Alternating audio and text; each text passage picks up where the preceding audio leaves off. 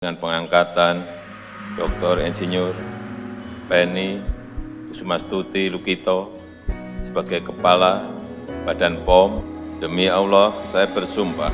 Demi Allah saya bersumpah. Di situ Pak Presiden menahan, enggak, Bu Penny akan saya tugaskan sebagai Kepala Badan POM. Kan waktu itu juga sempat ada polemik ya. Wah, Bu Penny bukan berasal dari farmasi tapi kok memimpin Badan Pengawas Obat dan Makanan. Sempat saya mempertanyakan diri, sanggupkah saya?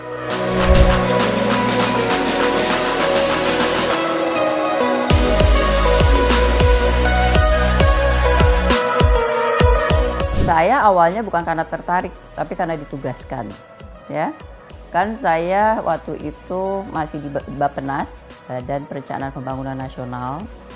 Saya waktu itu, perjalanan karir saya ya di Bappenas ya, 9 tahun saya jadi eselon 2, level direktur gitu ya, 9 tahun. Dan itu selalu berpindah-pindah. Saya pernah di Direktorat Perkotaan Perdesaan, direktur di Direktorat Perkotaan Perdesaan, kemudian pernah direktur lingkungan hidup, pernah inspektorat bidang kinerja kelembagaan, dan kemudian direktur evaluasi ya, sistem dan evaluasi ya, direktur sistem dan evaluasi program pembangunan di Bappenas. Ada hikmahnya ya, karena dengan berpindah-pindah itu ya wawasan saya semakin luas dan juga tentunya pengalaman kepemimpinan terasah ya, karena saya tidak di comfort zone. Jadi setiap 2 tahun itu pindah, menyiapkan lagi sistem yang baru. Bahkan saya sering ditempatkan di dalam bidang-bidang tugas yang memang tidak sesuai dengan latar belakang saya. Nah, kemudian di Bappenas itulah saya pernah ikut seleksi terbuka untuk eselon 1 di Kementerian Koordinasi Bidang Pembangunan Manusia dan Kebudayaan. Waktu itu Ibu Puan tuh, di zamannya presidennya udah Jokowi, Ibu Puan lagi cari eselon 1 untuk menangani Sustainable Development Goal. Ya, Sustainable Development Goal. Saya ikut seleksi, akhirnya saya menang tuh di seleksi tersebut. Nah, biasanya kan kalau pemilihan eselon 1 diangkat ke presiden ya, TPA. Nah, di situ yang cerita Bu Puan sendiri. Di situ Pak Presiden menahan, enggak, Bu Penny akan saya tugaskan sebagai Kepala Badan POM. Itu. Jadi ini tuh, padahal Bu Puan udah semangat sekali gitu ya kan wawancara saya, dan dia senang sekali waktu itu untuk saya jadi stafnya. Tapi akhirnya ditahan oleh Pak Presiden, terus Pak Presiden menugaskan, tapi harus ikut seleksi. Jadi seleksi, tapi kelihatannya nilai-nilai saya dalam seleksi di Kemenko PMK itu yang dijadikan dasar. Pak Jokowi sudah menugaskan, karena Pak Jokowi beberapa kali sempat melihat saya, pernah kita satu panggung, ya. Nah, saya mewakili Bappenas, ketemu sama Pak Jokowi waktu itu masih Gubernur DKI. Kita pernah bicara dalam satu panggung, saya mewakili pemerintah pusat, beliau pemerintah provinsi, terus ada dari DPR, ada dari Pak Teras Narang itu dari provinsi yang lain. Di situ beliau lihat saya bicara dan sebagainya.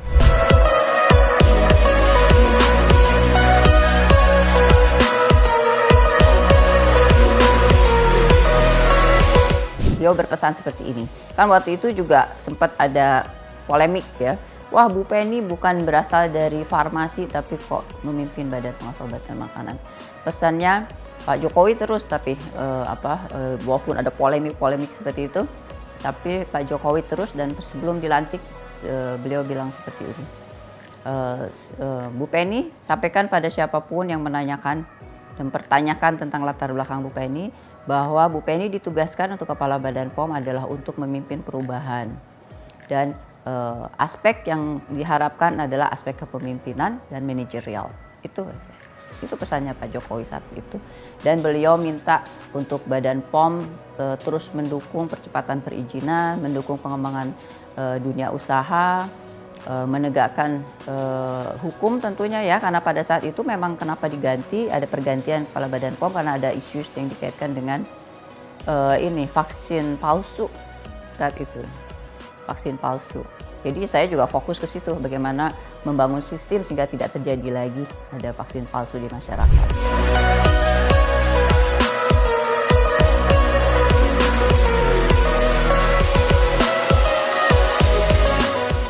Kalau saya tidak melihat ya, Pak Jokowi melihat aspek gender dalam memimpin apapun juga yang dalam beliau memilih pemimpin untuk suatu tugas apapun juga.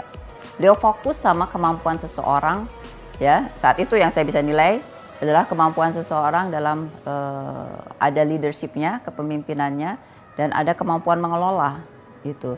Jadi saya tidak melihat diri saya, oh saya perempuan bisa nggak saya mimpin gitu ya, pasti pertanyaannya ya. Waduh, bisa nggak saya memimpin memimpin suatu institusi? Ada terpikir saya, karena juga jadi pertanyaan tuh dari yang seleksi ya, menseleksi saya kan orang Kementerian Kesehatan timnya. Malah justru setelah saya mendapatkan tugas itu, sempat saya mempertanyakan diri sanggupkah saya, tapi kemudian saya melihat strategi yang harus saya lakukan. Belajar substansi harus saya kuasai dulu untuk bisa mengelola sumber daya manusia sebesar apapun. Substansi dulu saya pahami, rasionalnya saja, saya tidak harus tahu teknis ya, tapi rasionalnya, logikanya. Kemudian kan kalau di birokrasi dan dimanapun juga kan ada jenjang ya, ada pengendalian jenjang. Nah, pemimpin-pemimpinnya itu yang harus kita pegang dan kita yakin bahwa satu visi dengan kita.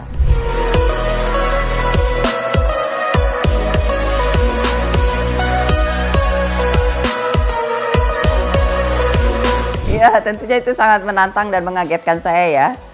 Awalnya saya takut juga nih, waduh ini bukan bidang saya gitu ya. Tapi kan saya punya passion dikaitkan dengan kesehatan. Kedua, ternyata ya itu tadi rekam jejak saya itu membawa saya ke sini. Ternyata setelah saya kembali ke belakang, saya kan pernah sampaikan ya, bahwa saya ditugaskan di tempat-tempat yang sebenarnya bukan berdasarkan latar belakang saya. Bayangkan saya kan S3 bidang teknik lingkungan. Harusnya saya menangani masalah infrastruktur. Teknik lingkungan itu membangun bangunan gitu. Jadi masalah infrastruktur atau pembangunan perkotaan. Nah, tapi saya pernah ditugaskan kan sebagai inspektur. Inspektur itu tugasnya mengaudit gitu ya. Ternyata itu ada kaitannya dengan tugas di Badan POM. Badan POM juga kan begitu kan, menginspeksi fasilitas produksi, melakukan audit pada saat melakukan audit untuk pendampingan uji klinis dan sebagainya. Nah, ternyata di Badan POM adalah dalam manufacturing, pembuatan vaksin, ya pembuatan produk-produk biologi itu dia juga memperbanyak bakteri kan sebenarnya kan. Vaksin itu memperbanyak bakteri yang akan menjadi obat. Jadi beda sih memperbanyak bakteri tapi untuk menjadi obat untuk dimakan. Jadi tapi konsepnya sama dalam penelitian.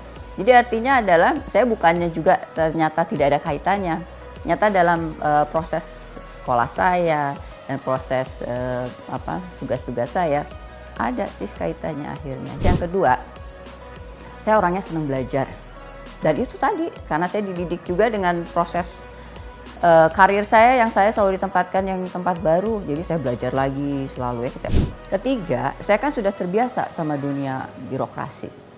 Saya udah tahu lah jenis birokrasi itu dimanapun seperti apa, sumber daya manusianya, organisasinya, apa yang harus diperbaiki. Itu saya udah tahu karena saya kan mengikuti, saya emang orang public sektor ya. Jadi saya tahu dan saya orangnya sangat pro reform. Dari dulu dalam rekam jejak saya dan setelah saya pegang jabatan, saya selalu berusaha untuk ingin melakukan perubahan, reformasi birokrasi. Dan itu yang saya konsisten lakukan.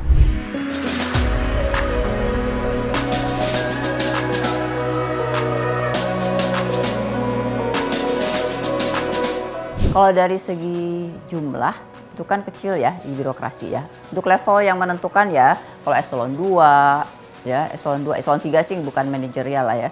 Manajerial itu baru mulai pada saat eselon 2. Eselon 2 udah banyak. Tapi kalau udah mulai eselon 1, apalagi pimpinan lembaga ya jumlahnya persentasinya kecil ya.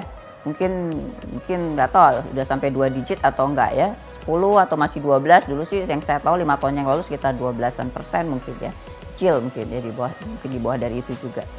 Karena ya di birokrasi itu ya memang sulit ya untuk perempuan bisa naik ke atas sebagai pengambil keputusan kalau tidak ada pemimpin di atasnya yang bervisi jangka panjang dan berani untuk mengambil si perempuan itu sebagai pemimpin. Karena perempuan yang baik kepemimpinannya dia akan lebih berani mengekspresikan kebenaran. Kadang ada seorang pemimpin yang takut ya untuk mengambil seseorang, mungkin nggak hanya perempuan ya, laki juga ada, mengambil seseorang dengan nilai yang kuat, ya, karena dia akan menegakkan, mengatakan yang benar adalah benar, yang salah adalah salah, begitu. Dia tidak akan asal Bapak senang, itu susah loh. Nah, akan sulit, dan menurut saya bukan hanya perempuan ya, laki-laki juga. Sangat sulit di birokrasi itu. Karena bukan perusahaan sendiri. Kalau perusahaan sendiri kita mau-maunya sendiri ya. Tapi kalau di birokrasi itu ada satu visi bersama kan, ya, harus ada banyak hal yang perlu dipertimbangkan. Jadi kita harus wise juga, harus wise.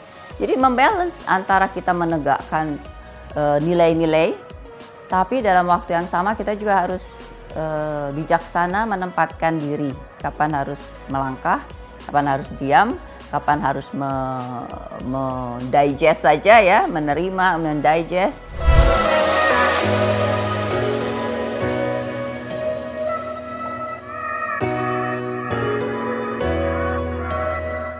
Anak saya 4 tapi memang jaraknya jauh-jauh. Ya, jadi itu sesuai dengan pada saat saya sekolah gitu. Biasanya saya pada saat sekolah aja saya lebih bebas untuk punya anak. Bagaimana saya membagi waktu?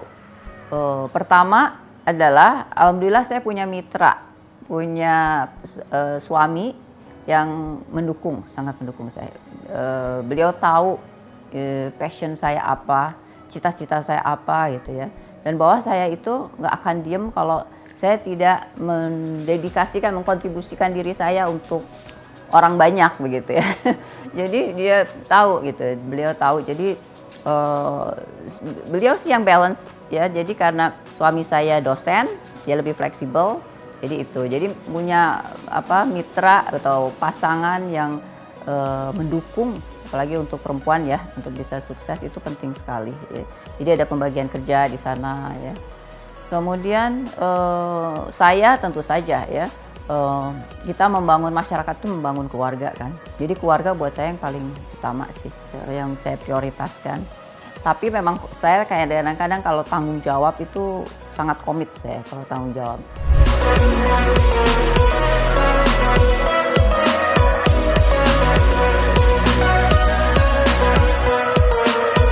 Pertama adalah harus kuat di pendidikan kita, kan? Dulu Kartini kan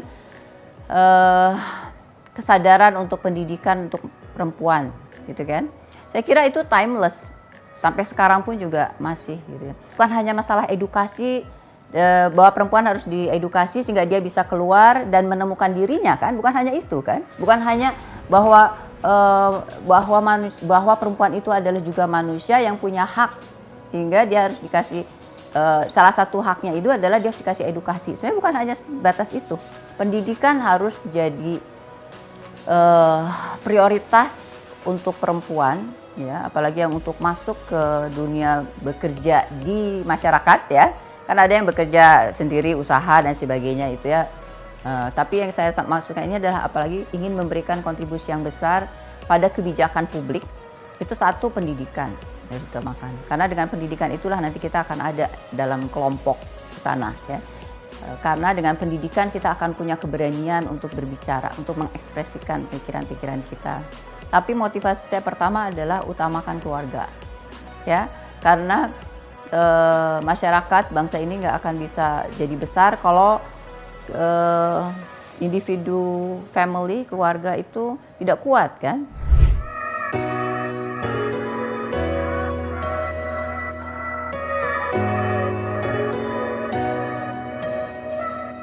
Legasi saya adalah konsistensi saya dalam menegakkan suatu nilai itu dengan segala konsekuensinya udah saya lewatin ya. Pada saat saya difungsionalkan itu kan ada konsekuensi karena sikap-sikap saya dalam menegakkan, membawa saya dalam jalur karir saya ya.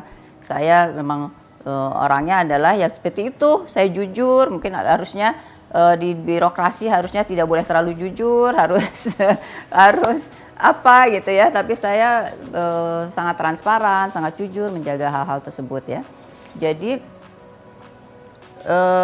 saya tetap ya legasi seperti Kartini bahwa pendidikan itu adalah penting, sehingga juga pendidikan itu membawa kita, kalau dulu adalah Kartini membawa pada keluar dari kolonialisme, sekarang adalah bagaimana dengan konsistensi kita, dengan keberanian kita, kita bisa memberikan nilai-nilai ya, bagaimana melakukan perubahan yang akan membangun masyarakat kita dalam jangka yang lebih panjang. Ya enggak? Ya, perubahan itu tidak akan terjadi dalam waktu singkat, tapi harus terus kita gulirkan.